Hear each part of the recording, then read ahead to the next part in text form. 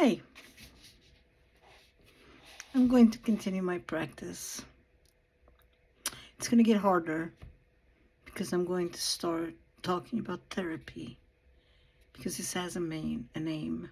Again, this is an aim, and the aim is for me to be able to have 15 to 20 minutes, 10 minutes, 2 minutes, but to talk comfortably about this thing that I do called therapy, whether private, in an institution, but this is my understanding of therapy. And because I can't just, I can't. I know the TED Talkers memorize it. I have a hard time memorizing anything. I can't. Um, it's my nature. My brain is weird. I could talk, but being comfortable in front of a camera and talk about therapy, different things, and I will get used to it, and then I'll be able to do it. Until then, I'm going to read. And it's okay because I see people do it all the time. So just because I don't have this thing rolling in front of me, eventually I will get something like that. And I'll get a mic. Oh, that's going to be so cool. And maybe I'll do like a podcast with a friend or something, I mean, there's a bazillion.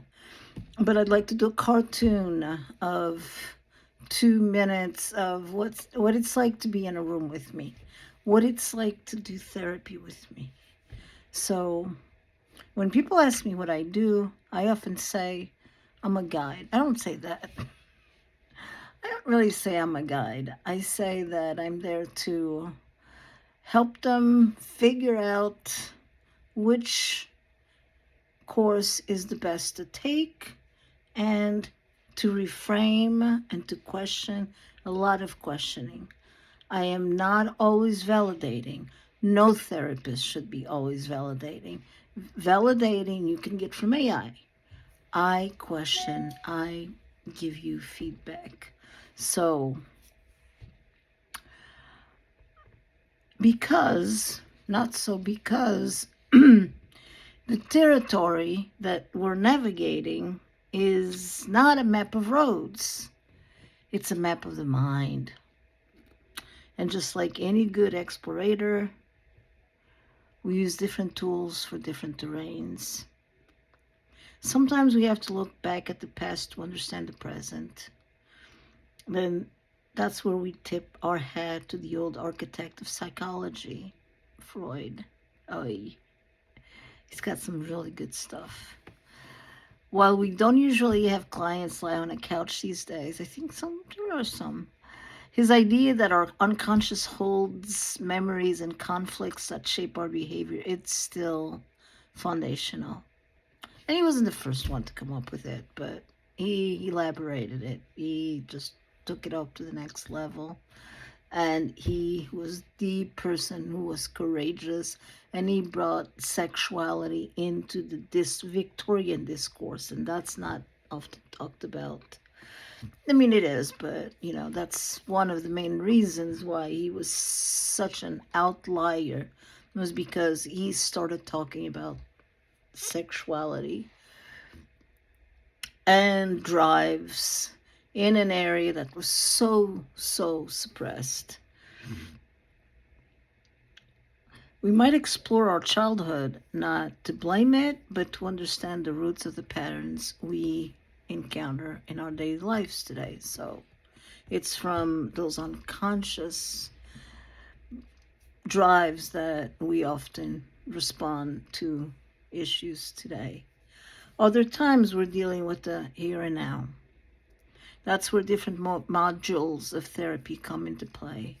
Maybe we use CBT, cognitive behavioral therapy, to untangle the thoughts that are fueling anxiety. Or perhaps we use a more somatic approach to understand how stress lives in the body. And somatic means soma, body. And speaking of the body, let's talk about survival.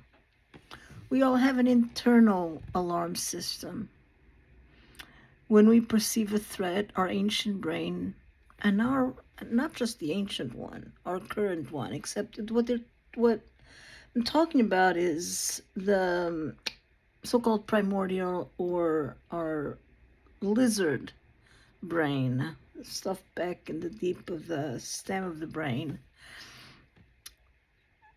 And that part of the brain kicks in with fight, flight, freeze, sometimes fawn, also appease, but it's not, doesn't start with an F, response. In modern life, this isn't just about running from a saber-toothed tiger. It's the rush of anger in a traffic jam, the urge to avoid a difficult conversation, or the feeling of being stuck when you're overwhelmed. A huge part of our work is recognizing when this system is so high, or is on such a high alert, and also learning how to bring it back to a state of calm and safety. And it's not that people did not have like difficult conversations. I'm sure there were difficult conversations 10,000 years ago, 15,000 years ago, but they were difficult conversations with very limited numbers of people. Otherwise, they were either your enemies or your friendly tribe or your enemy tribe. 15 years ago, the world was a much simpler place with less people, with less, there were some cities, but very limited, and they were very interconnected. So we use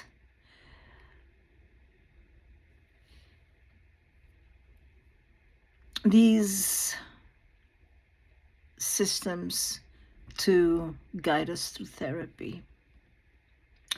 And the secret ingredient that holds all of this together is the therapeutic alliance.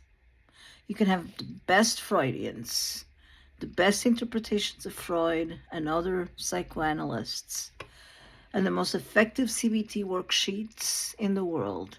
But if we don't have a genuine trusting connection, nothing sticks. And that's the secret, sticking. Because we don't want somebody to come to us and then 6 months later, it's as if they had not come. We want it to stick. The therapeutic alliance is that safe harbor, the feeling that you're truly heard and accepted without judgment. It's the relationship itself that often heals the deepest wounds. So we use the theories and the tools, but the magic happens in the space between us as people, as two people, or three people if we're doing couples therapy, or 4 people if we have a family session. And as long as they connect, that is the secret magic.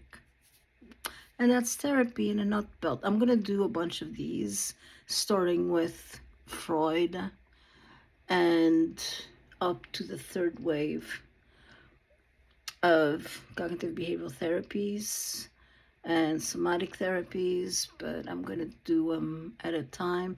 And then I'm going to perhaps try to cut a few and put them in my not yet ready website. Yeah, this is fun. I am doing this. I am talking about therapy in a video. Unbelievable. So good. I am so happy that I'm doing this. I'm so proud of myself. This is therapy, by the way. This is exposure therapy. What I'm doing to myself is exposure therapy. I'm exposing myself to the discomfort of talking live in camera about an issue that I'm very familiar with. It's my profession, but it's hard to structure it when you're not used to doing it. If I start doing it, structuring it, not when I'm engaged with someone, but structuring it as a lesson, as if I was teaching it, or in this case, explaining it to someone, then it's going to be so much easier. And I'll be able to do little PowerPoints, and I'll be able to do little cartoons, and my daughter will be able to help me with cute cartoons, and I'll have the voice in the background. But I need to be comfortable. My voice needs to be comfortable, and I need to be able to hear my voice. So that's exposure therapy. It's putting yourself in the uncomfortable spot and being okay with it.